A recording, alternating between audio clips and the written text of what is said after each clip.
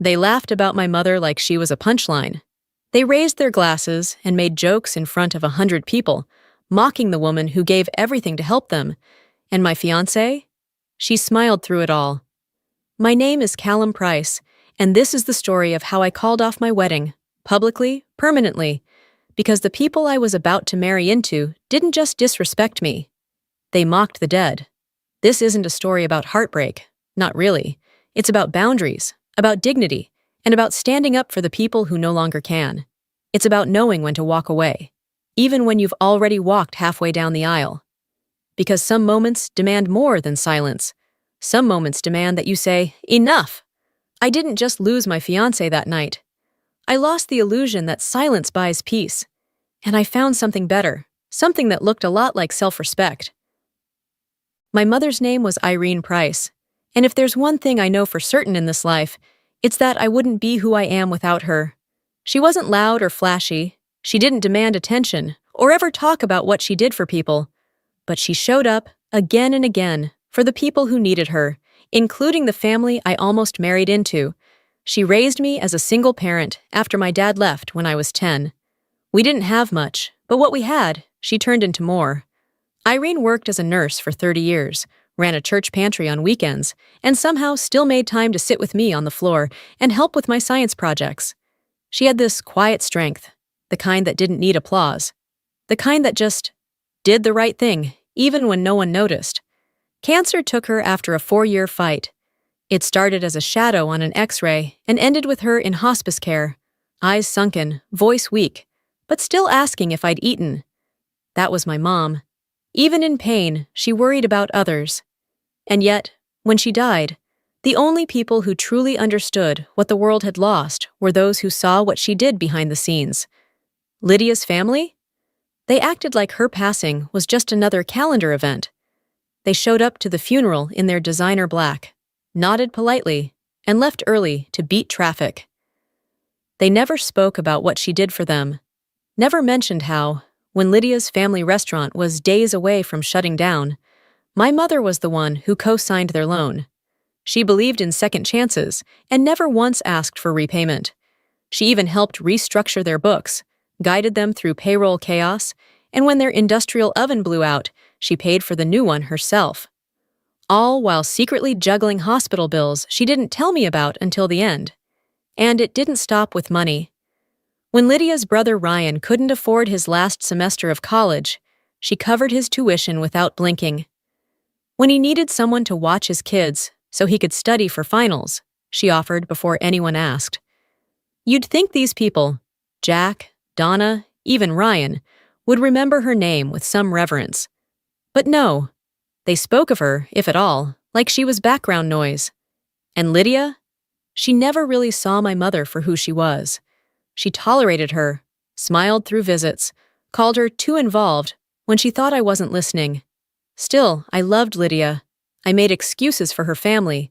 I told myself that marrying someone meant accepting where they came from, even if it didn't look like what I grew up with. Irene would have told me to keep my heart open, but to never let anyone step on it. I wish I'd listened sooner. When I proposed to Lydia, it felt right. Or maybe I just wanted it to feel right. I gave her my grandmother's ring, the same one Irene had worn after my grandfather died. She smiled, said yes, and for a moment I believed everything would fall into place. But things didn't fall into place. They cracked quietly, and I didn't notice, until I couldn't ignore it anymore. I should have known things were going wrong when I started feeling like a guest at my own wedding. At first, it was subtle. Lydia and I were neck-deep in planning. Guest lists, venue scouting, color palettes. We were sitting in her parents' living room, surrounded by Donna's wedding magazines and Jack's unsolicited financial advice. They had an opinion about everything. Donna wanted the flowers to be elevated and elegant, whatever that meant, and Jack insisted we have valet parking because no one respectable parks their own car anymore. I kept biting my tongue. I told myself they were just excited, just trying to help. But I started to notice a pattern. Every suggestion I made, shot down. Every time I wanted to include something that reflected my side of the family, or worse, my mother, it was met with silence or a sharp pivot. I asked if we could reserve an empty chair in the front row, with one of my mom's favorite scarves draped over it. Something simple. A quiet tribute. Lydia looked up from her phone and said, "Callum, I get it. But do you really want to make people cry at the wedding? I want this to be a celebration." A celebration. As if grief had an expiration date. As if including my mother's memory would somehow ruin the champagne. I let it go. I started letting a lot of things go. When the caterer presented a tasting menu, and I asked if we could incorporate one of my mom's recipes, her rosemary biscuits, the ones she used to make for every holiday, Donna blinked and said, "Those sound rustic," then turned back to the chef and said, "Let's stick with the truffle risotto." I was being erased, gently, politely, and completely. And Lydia? She wasn't cruel. She wasn't dismissive in a way you could point to and say, "Look at that." But every time I raised a concern, she deflected. "My parents are just trying to help. You're overthinking it. Let's just get through the next few weeks." She kept telling me to keep the peace. But peace for who? 1 week before the rehearsal dinner, we were at her parents' house reviewing the seating chart. I suggested putting my aunt and cousin closer to the front, since they were traveling from out of state. Donna looked up and said, "I think they'll be just fine where they are. We've arranged the tables to reflect significance."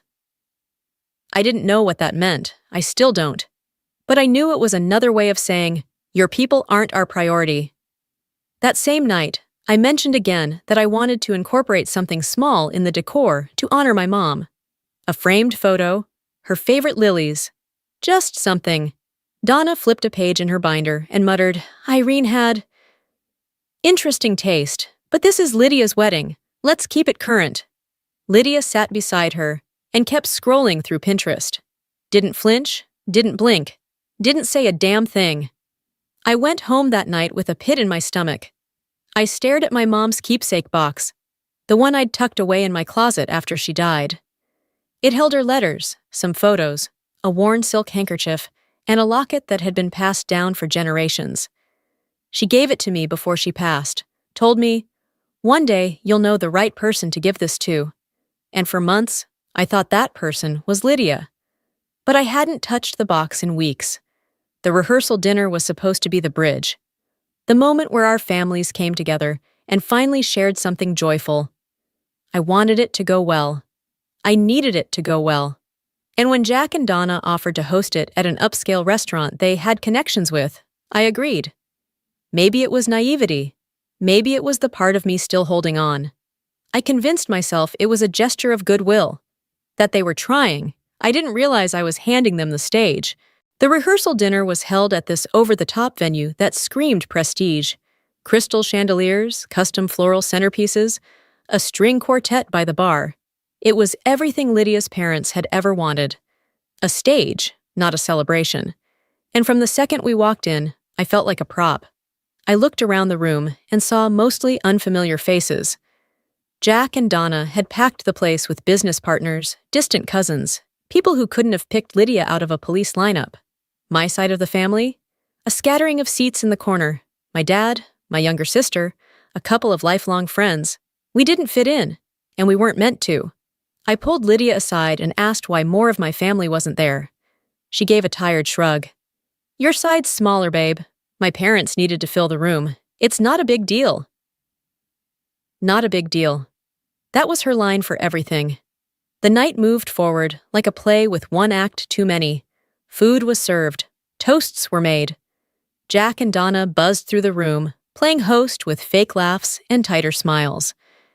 Every time I caught Jack making another comment about how he pulled strings to get this reservation, I felt my chest tighten. Then the speeches started. Jack was first. He strutted up to the mic like he was about to give a TED Talk, cleared his throat, raised his glass, and said, "Tonight is about the union of two families, our Lydia and, of course, Callum." He said my name like he'd just bitten into something sour. He went on and on about Lydia, how she was ambitious, driven, brilliant. "She's always reached for the stars," he said, "and now she's marrying someone who'll keep her grounded." The smirk that followed wasn't subtle. A few people chuckled. I didn't. He told a story about how Lydia used to color code her books as a child, and how he and Donna always guided her brilliance. Then, like it was nothing, he said, "We've always told Lydia to aim high, and while Callum might not have been our first vision for her, well, here we are." Another chuckle. A few gasps. I gripped my glass so tight my knuckles turned white. Donna floated up next. She started sweetly enough, talking about how proud she was, how much Lydia deserved happiness. Then the mask started to slip. "Lydia has the patience of a saint," she said, "and she's already taught Callum so much about class and taste." More laughter. She turned to me and added, "We're just so thrilled to welcome someone into the family who doesn't mind rolling up his sleeves. That's hard to find these days." I stared at her, wondering if she even realized how insulting she was. Then I looked at Lydia. She was smiling, laughing even. I waited, just for a flicker of discomfort on her face, some silent signal that she knew this wasn't okay. It never came. Then Jack took the mic again. "Before we wrap," he said, "I want to acknowledge someone important who couldn't be with us tonight. Callum's mother, Irene. For a breath, I thought, maybe, finally, something kind was coming. But of course not. She was one of a kind," he said. "Always had an opinion, didn't she? Loved to insert herself into everything. God bless her. She just couldn't help it." He chuckled. So did Donna. "Oh, she definitely had a presence," Donna added. "Always helping us, even when we didn't ask." There it was. Laughter, polite, awkward, and spreading. They were mocking my mother, a woman who paid for their failing restaurant's equipment, who covered Ryan's tuition, who babysat their grandkids, a woman they wouldn't even have a livelihood without. "She was generous to a fault," Jack said. "Sometimes. Maybe a little too much." Then he winked. That was it. That wink broke something in me. I glanced at Lydia. She leaned toward me and said with a giggle, "Oh, Dad, stop!" Like it was all harmless fun. Harmless fun. I stood up. My chair scraped across the marble floor, loud enough to silence the laughter. "Are you serious right now?" I said. Jack paused, blinking. Donna turned toward me with that sweet smile she wore like a mask. "Oh, Callum, don't be so sensitive. We were just sharing memories." "You mocked her," I said.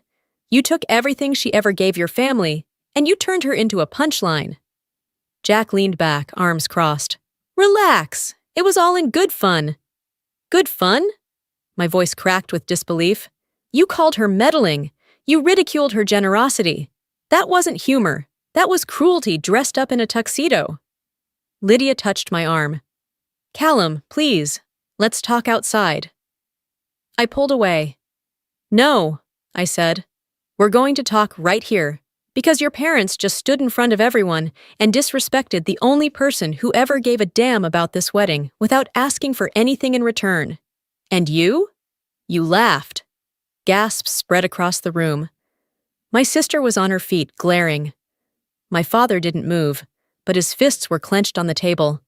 Donna tried again, this time with pity in her voice. "Michael, this is supposed to be a happy occasion. Don't ruin it." "I didn't ruin anything," I said, my voice ice cold.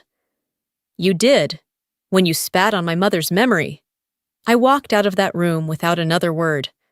But I wasn't done, not yet. The air outside was cold, but I didn't notice. My heart was pounding, my jaw locked. I stood on the curb, hands shaking, not with regret, but rage. And grief. I could have stayed out there, vanished. But then I thought of my mom, of how she believed silence in the face of cruelty was betrayal. So I went back in. The room had calmed to a murmur. When people saw me, it stopped.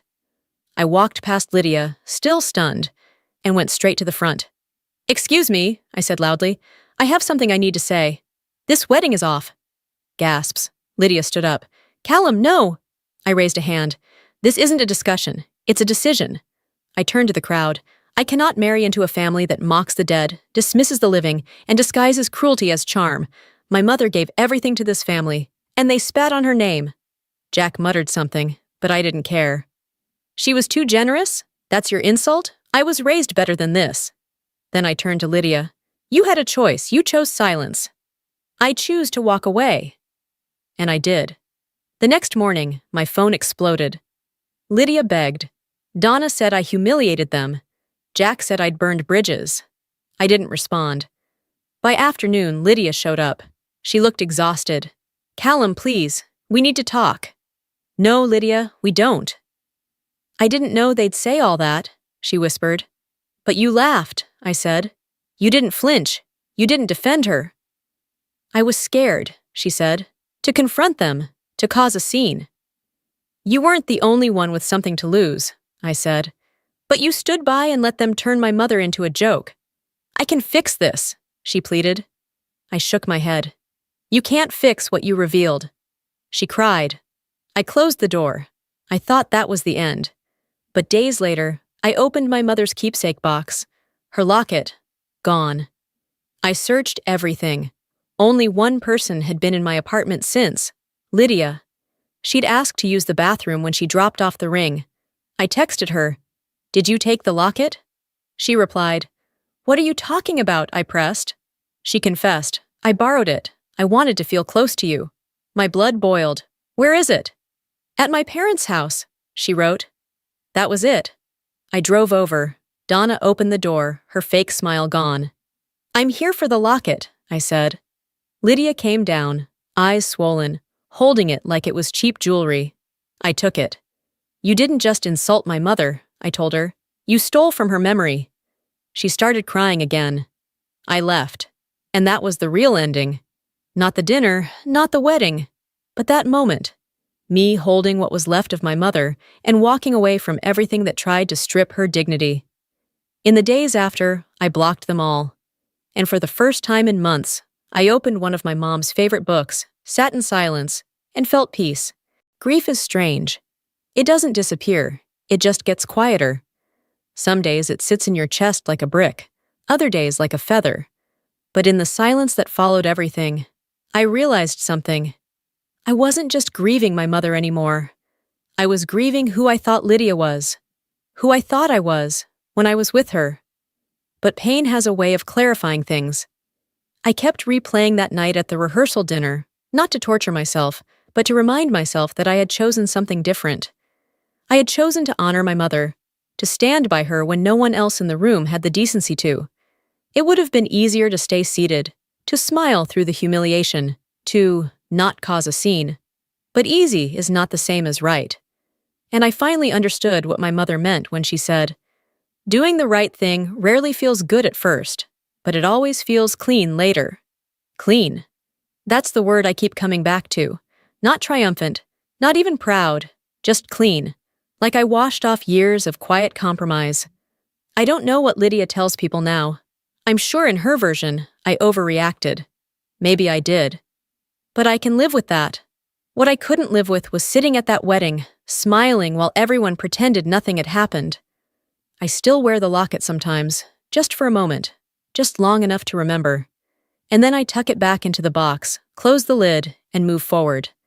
Because I didn't lose something when I walked away from that family. I reclaimed something, me.